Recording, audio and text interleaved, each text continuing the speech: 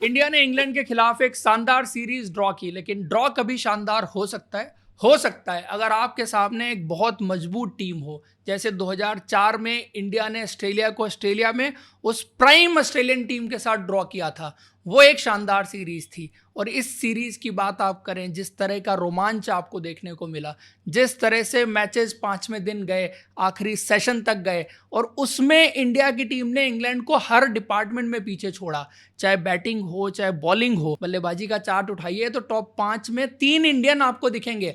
ऋषभ पंत आखिरी मैच नहीं खेले, अगर वो आखिरी मैच खेले होते तो 5 में से 4 इंडियन आपको दिखते। जो 3 इंडियन हैं उसमें शुभमन गिल ने सबसे ज्यादा रन बनाए, केएल राहुल हैं, रविंद्र जडेजा हैं, और ऋषभ पंत के भी लगभग 500 रन है, वो भी ज्यादा पीछे नहीं थे। तो ये बल्लेबाजी की कहानी है। उसके बाद छोटे मोटे कॉन्ट्रीब्यूशंस तो छोड़ दीजिए, फिर गेंदबाजी में अगर आप आए, जो आपके लिए ज्यादा सरप्राइजिंग होगा, टॉप 6 गेंदबाज आप चुने इस सीरीज के, जिसमें सबसे ज्यादा विकेट लेने वालों में 4 इंडियन हैं। मोहम्मद सिराज ने 23 विकेट लिए, जसप्रीत बुमराह ने 14 विकेट लिए, प्रसिद्ध कृष्णा के 14 विकेट हैं, और आकाशदीप के 13 विकेट हैं। इंग्लैंड के सिर्फ 2 फास्ट बॉलर हैं, जिसमें से एक बेन स्टोक्स हैं और दूसरे जो है वो जॉस हैं। उसके बाद आप इंडियन टीम की इंडिविजुअल परफॉर्मेंस पर आए तो आपके ज्यादातर खिलाड़ी अच्छी क्रिकेट खेल के गए हैं। चाहे वो केएल राहुल हो, चाहे वो यशस्वी जायसवाल हो, चाहे वो शुभमन गिल हो, चाहे वो ऋषभ पंत हो, चाहे रविंद्र जडेजा हो, चाहे वाशिंगटन सुंदर हो, चाहे जसप्रीत बुमराह हो, चाहे मोहम्मद सिराज हो। तो आपके 11 में से 8 प्लेयर्स ने टॉप क्लास क्रिकेट खेली है। लेकिन आप फिर भी देखते हैं कि नतीजा 2-2 है। क्या ये जस्टिफाई कर रहा है इंडियन टीम जिस तरह की क्रिकेट खेल के गई है? वो तो आप थोड़े लकी रहे कि आपकी इज्जत बच गई, सीरीज 2-2 हो गई। अदरवाइज जिस तरह से ये मैच चला था, ये सीरीज इंग्लैंड ऑलमोस्ट अपने नाम कर चुकी थी, जहां पर स्कोर लाइन 3-1 होती, जो जस्टिफाई नहीं करती कि इंडिया ने कितनी अच्छी क्रिकेट खेली है। लेकिन अगर ये सिर्फ 2-2 है, इंडिया इसको 3-1 नहीं बना पाई, या इंग्लैंड के लिए 3-1 बनता हुआ दिख रहा था, तो उसके पीछे कुछ बड़े रीजंस हैं, बड़ी गलतियां हैं जो इंडिया ने इस दौरे पर रिपीट की हैं, जिसकी वजह से यह स्कोर लाइन आपको सिर्फ 2-2 दिख रही है, 3-1 नहीं दिख रही है। उसमें सबसे पहला सबक जो इंडियन टीम के लिए इस दौरे पर था, वो ये था, पहले भी ये सबक इंडिया को मिल चुका है, कि इंजर्ड प्लेयर्स को दौरे पर ना लेके जाएं, और इंजरीज को आपको अगर टेक केयर करना है तो फिर आप प्रॉपर बैकअप्स रखें।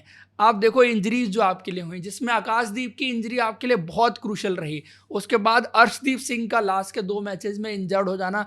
तो इंडिया के पास एक रिसोर्स तो था, बट उसका यूटिलाइजेशन नहीं हो पाया क्योंकि वो इंजर्ड था, और पहले हमने उसको मौका दिया नहीं। कि हम उसको पहले मौका दे देते तो फिर रोटेशन अच्छी हो जाती इंडियन टीम के हिसाब से। तीसरी इंपॉर्टेंट चीज कि इंडिया के पास उन इंजर्ड प्लेयर्स के लिए बैकअप नहीं थे।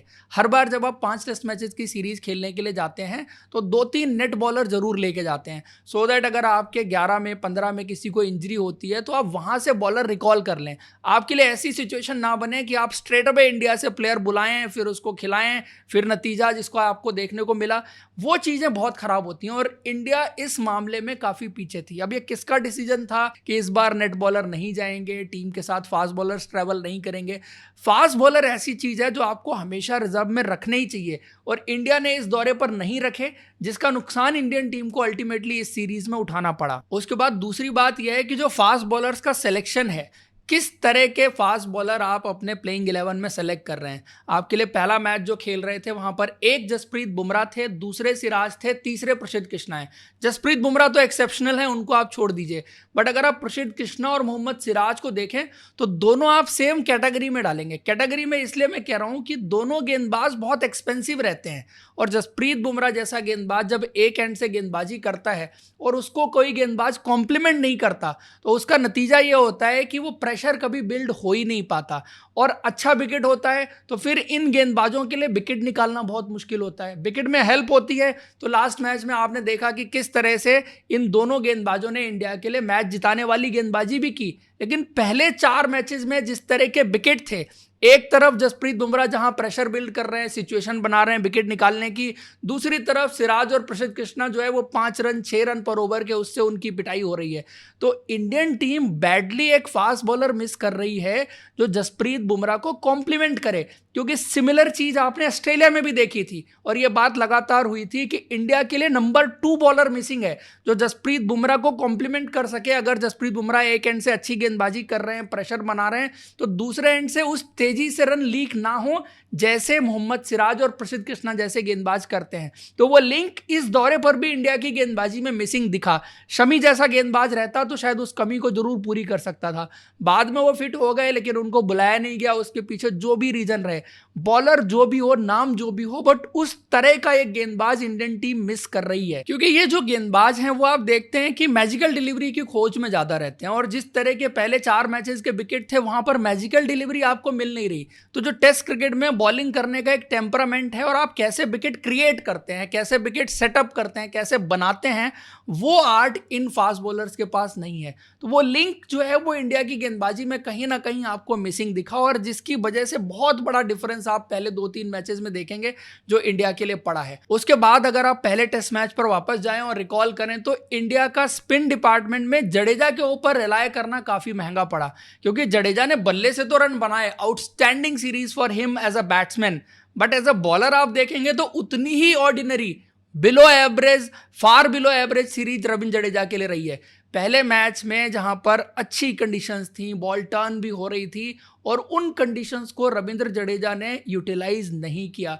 वो रफ से बेन डकेट के खिलाफ 39-40 उन्होंने रिवर्स स्वीप खा लिए। तो वो चीज़ इंडिया को बहुत कॉस्ट की कि आपने पहले मैच से रविंद्र जडेजा को एज अ प्राइम स्पिनर चुना, जबकि ये चीज़ आप पिछले ऑस्ट्रेलिया दौरे पर भी देख चुके थे। इससे पिछले दौरे जो ओवरसीज के रहे हैं, पिछले 2-3-4 साल में रविंद्र जडेजा ने ओवरसीज में कभी भी एज अ लीड स्पिनर अच्छी गेंदबाजी नहीं की है।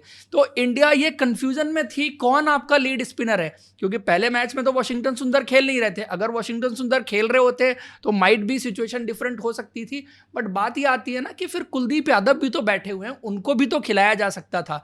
अगेन ये चीज आती है कि आपने कुलदीप यादव जैसे स्पिनर का इस्तेमाल क्यों नहीं किया। कम से कम 5 में से 3 मैचेस ऐसे हो सकते थे जहां पर कुलदीप यादव की स्पिन गेंदबाजी का इस्तेमाल किया जा सकता था।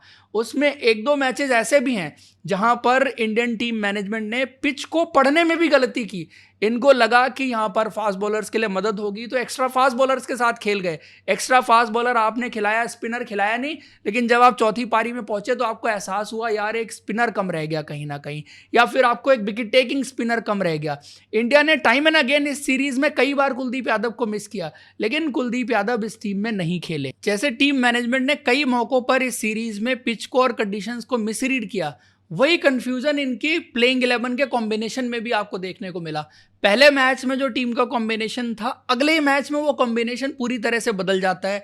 आप एक एक्स्ट्रा स्पिनर लेके आ जाते हैं, शार्दुल ठाकुर की जगह पर नीतीश कुमार रेड्डी को अंदर लेके आ जाते हैं, और बैटिंग का कॉम्बिनेशन भी चेंज हो जाता है। मतलब इतनी कंडीशंस तो नहीं बदली थी जहां पर पहले मैच के बाद दूसरे मैच में आपको इतने ज्यादा पैनिक काइंड ऑफ चेंजेस करने पड़े। फिर आप वहां रुके नहीं, फिर तीसरे मैच में आप फिर से चेंजेस करते हैं। तो जो इतना इनकंसिस्टेंट थी टीम सिलेक्शन को लेकर के कि हर मैच के बाद आप 2-3 चेंजेस कर ही रहे थे, उतनी कंडीशंस तो नहीं बदल रही थी। कंडीशंस थ्रू आउट आप देखिए सीरीज में सेम रही हैं। पहले दूसरे मैच में सिमिलर कंडीशंस थी, तीसरे मैच में थोड़ी सी डिफरेंट कंडीशंस थी, लेकिन इंडिया का कॉम्बिनेशन वहां भी क्वेश्चनेबल था। उसके बाद चौथे मैच में भी था।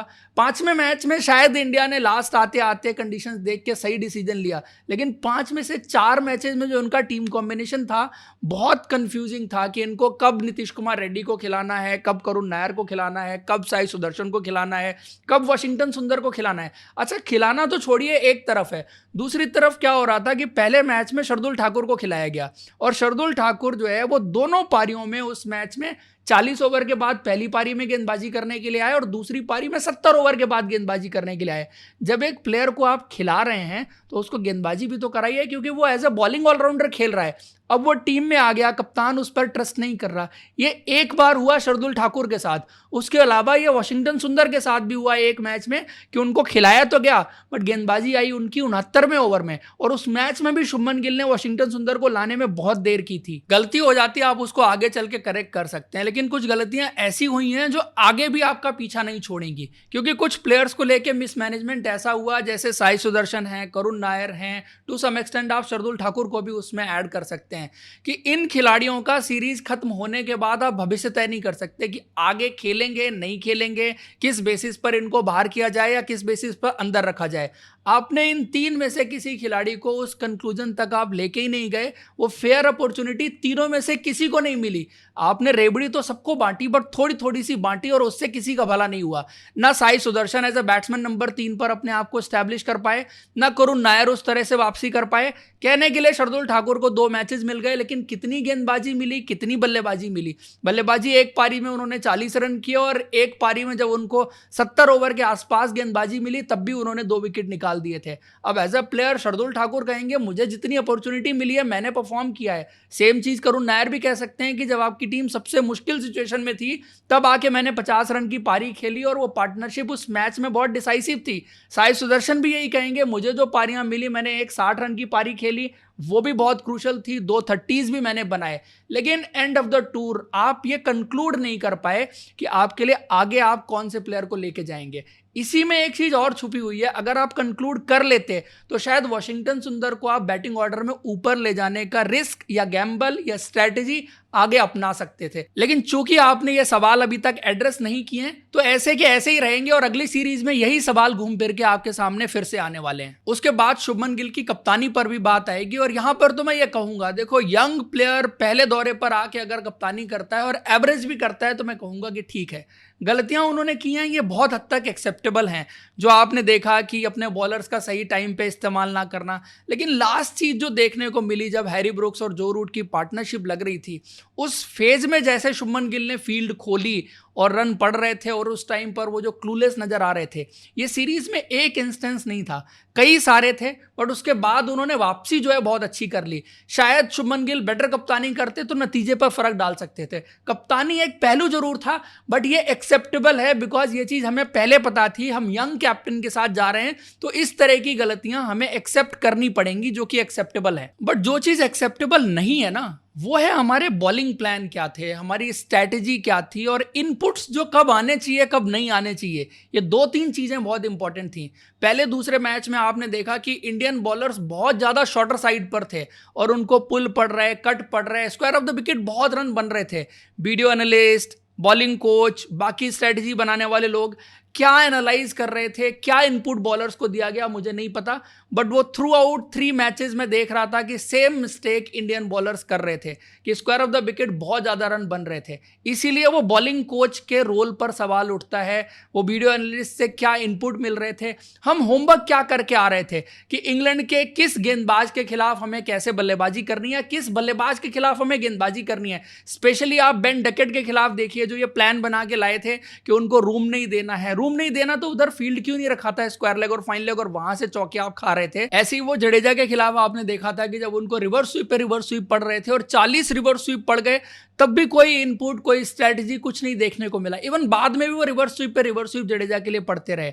एक और क्रूशल पॉइंट है यहां पर कि टीम मैनेजमेंट की तरफ से इनपुट्स प्लेयर्स को बहुत दिए जाते हैं। जैसे ऋषभ पंत को जबरदस्ती का इनपुट दिया गया था, उसके बाद वो आउट हो गए और कमेंट्री में भी वो चीज पॉइंट आउट की गई थी, दिनेश कार्तिक ने उसको पॉइंट आउट किया गया था। और टाइम एंड अगेन प्लेयर्स को इनपुट दिए जाते हैं। बट लॉर्ड्स टेस्ट मैच में जब जडेजा पार्टनरशिप कर रहे थे जसप्रीत बुमराह के साथ, मोहम्मद सिराज के साथ, तब जडेजा को करेक्ट इनपुट उस टाइम पर किसी और ने क्यों नहीं दिया कि आप थोड़ा रोटेशन ऑफ स्ट्राइक पर भी ध्यान दे सकते हैं। और उस मैच में इंडिया ने कुछ 42 सिंगल छोड़े थे, अगर 42 में से इंडिया ने आधे भी लिए होते तो वो वाला मैच बिना चौका छक्का लगाए भी आप जीत सकते थे।